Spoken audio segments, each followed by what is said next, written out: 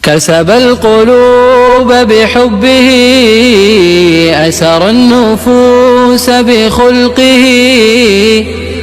صدقہ کو حقیر نہ سمجھنا. ابو ہریرہ رضی اللہ عنہ نبی کریم صلی اللہ علیہ وسلم سے روایت کرتے ہیں، آپ صلی اللہ علیہ وسلم نے فرمایا، اے مسلمان عورتوں، کوئی پڑوسن اپنی دوسری پڑوسن کو دینے کے لیے بکری کا کھر ہی ہو تو اس کو حقیر خیال نہ کرے. یعنی بکری کا پایا جو ہے، کھر جو ہے، ایک معمولی چیز ہے. عموماً لوگ اس کو دیتے ہوئے ایک دوسرے کو شرماتے ہیں یا اس کو چھوٹی چیز سمجھ کر نہیں دیتے، لیکن ہو سکتا ہے کہ دوسرا شخص اسی کا محتاج ہو. تو کوئی اگر اپنے ہمسایوں کو بکری کا کھر ہی بھیج دیتا ہے تو اس کو بھی مائنڈ نہ کرے اور اس کو بھی اپنے لیے، یعنی دینے والا اپنے لیے فائدے کی چیز سمجھے. تو فرسن عموماً اس ہڈی کو کہتے ہیں جس پر بہت تھوڑا گوشت ہوتا ہے، جیسے سری ہوتی ہے اس پہ بھی تھوڑا گوشت ہوتا ہے، پائے ہوتے ہیں، یا اسی طرح کچھ اور حصہ. اسی طرح یہ بھی اس کا معنی لیا جاتا ہے کہ یہ تو ایک مثال دی گئی پائے سے، لیکن چھوٹے سے چھوٹے ہدیے سے بھی اگر کسی کو خوش کیا جا سکتا ہے تو اس میں دیر نہیں کرنی چاہیے. اور یعنی تھوڑی مقدار میں بھی تحفہ دینے کی ترغیب ہے.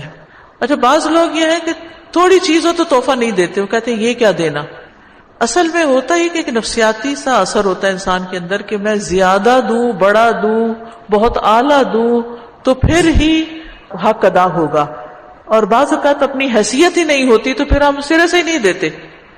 تو جتنی حیثیت ہے، جتنی طاقت ہے، جو دے سکتے ہیں دیں، کیونکہ ہدیے کی جو روح ہے وہ باہم محبت پیدا کرنا ہے، اور اس چیز کو مد نظر رکھنا چاہیے اور خلوص سے دینا چاہیے، نہ کہ بہت زیادہ بڑی چیز اور بہت ساری ریپنگز میں. یہ جو ریپنگ کا معاملہ ہے اس پر بھی ہم سب کو ضرور سوچنا چاہیے کہ یہ سراسر اسراف ہے، کیونکہ اس پر ٹیپ بھی لگ رہی ہے اور قیمتی سے قیمتی کاغذ بھی چڑھ رہے ہیں.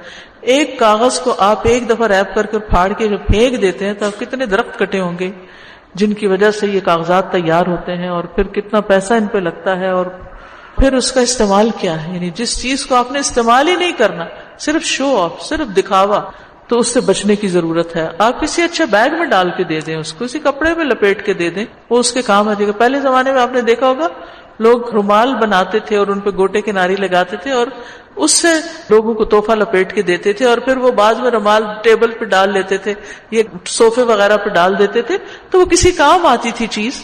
لیکن اب ہم نے یہاں پلاسٹک بیگ ایک انتہا وہ ہے، اور ایک انتہا یہ ہے کہ اعلیٰ سے اعلیٰ کاغذ اور ریپنگ اور پھر اس کے اوپر ڈیکوریشن اور یہ ساری چیزیں. تو ضروری نہیں کہ یہ چیزیں محبت بڑھائیں، اصل چیز آپ کا خلوص ہے. پھر اسی طرح یہ ہے کہ کسی کو تحفہ جو ہے وہ ضرورت کی چیز بھی دی جا سکتی ہے، جیسے ہمسائے کو ہو سکتا ہے کھانے کی چیز ضرورت ہو.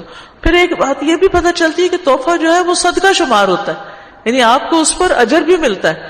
آپ اس کو دوسرے کی ضرورت پوری کرنے کے لیے دیتے ہیں لیکن اس پر اجر و ثواب بھی ملتا ہے. اور پھر خاص طور پر عورتوں کو صدقہ کرنے کا حکم دیا گیا ہے، یعنی پڑوسن کو ہدیہ بھیجے. اور اسی طرح ایک اور حدیث میں ہے، نبی صلی اللہ علیہ وسلم نے فرمایا، اے عورتوں کی جماعت، صدقہ کیا کرو اور زیادہ استغفار کیا کرو.